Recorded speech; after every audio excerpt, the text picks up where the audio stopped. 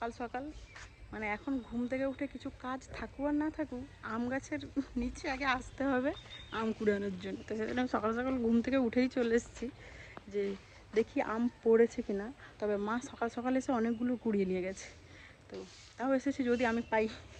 তো চলো দেখি। এখন রোদ উঠেছে বাবার, গরম, ভীষণ গরম। আমাদের এখানে মনে হয় বেশি গরম অন্যান্য জায়গার থেকে। দেখো একটা পেয়েছি, তোমাদেরকে আর একটা গাছ দেখাই, একটা পেয়েছি আর পাইনি।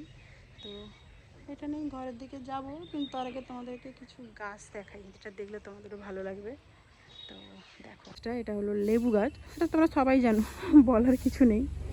তবে এটা কী লেবু গাছ বলো তো? এটা হলো একদম অরিজিনাল গন্ধরাজ, যেটা দারুণ। যাদের লেবু পছন্দ তাদের জন্য এই গাছটা স্বর্গ সত্যি।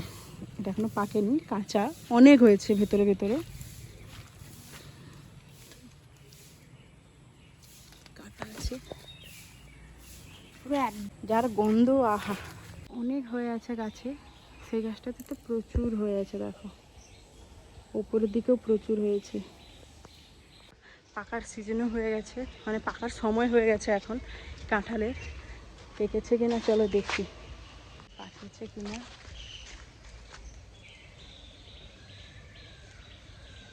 শক্ত এখনো, বেশি দূরে তো হাত পাবে না, যতটুকু আমার হাত পাবে তার মধ্যেই দেখবো পেকেছে কিনা কোনোটা। যারা পাকা কাঁঠাল খেতে চাও তো আমাদের বাড়িতে চলে এসো।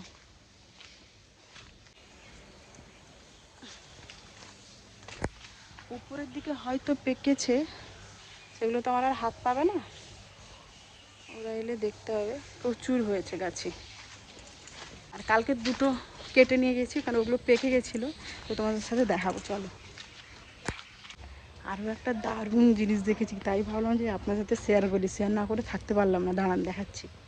দেখো দেখতে পাচ্ছ কি, এই যে হঠাৎ করেই আমার চোখে পড়লো এক্ষুনি, যখন পারবো তোমাদের সাথে শেয়ার করব।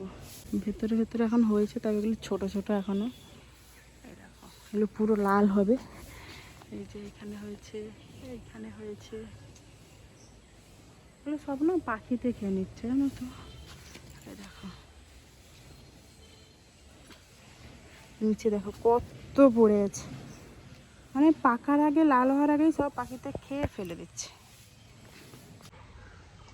প্রচুর নিচে পড়ে আছে, মানে পাকার আগেই পাখিরা সব খেয়ে ফেলে দিচ্ছে। তবে এবছর খুব একটা বেশি হয়নি, গোটা কয়েক হয়েছে। হ্যাঁ উপরেও হয়েছে, এগুলো সব পুরো একদম ডিপ লাল হবে। এগুলো কাঁচা তাই পারলাম না, উপরের দিকে যেগুলো আছে দেখালাম সেগুলো পেকে গেছে, তো এখন আমি পারতে পারবো না। তো তোমাদের দাদা বাড়ি আসুক, এলে ও পারবে, তখন তোমাদের সাথে শেয়ার করব। আর আমি এখানেই প্রথম, আমাদের বাড়িতে এসে প্রথম দেখেছি যে এরকম লাল বড় বড় এরকম জাম হয়।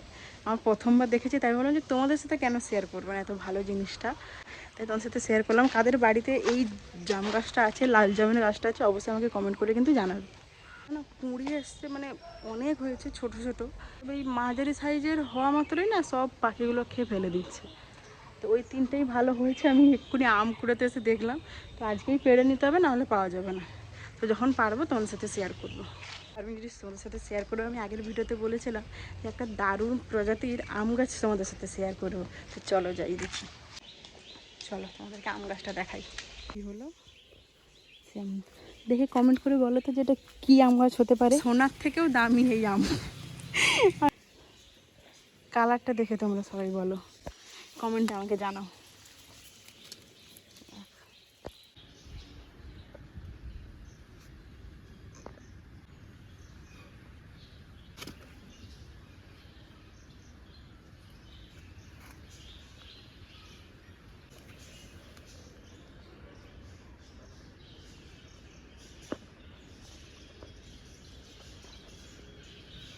কালারগুলো এত সুন্দর।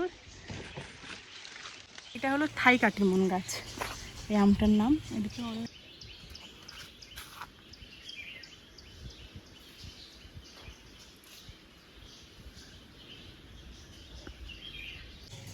একটা পেকে গেছে, তো এগুলো একটু দেরিতেই পাকে সাধারণ নর্মাল, মানে যে হিমসাগর আরও যে আমগুলো আছে এগুলোর থেকে। দেখো ধরা মাত্রই পড়ে গেল। কালারটা দেখো এত সুন্দর, তাই না? এই হলো থাইকাটি আম, আর এই হলো জাপানিজ মিয়াজাকি আম। তো আমাদের ইন্ডিয়ান কারেন্সিতে 2.5 লাখ টাকা কিলো, মানে আমি তো রীতিমতো শুনে অবাক। এই আম এখনো পাকেনি, এগুলো পেকে গেলে পুরো গোলাপি হয়ে যাবে। হালকা দেখো পেকেছে, হালকা গোলাপি কালার এসছে।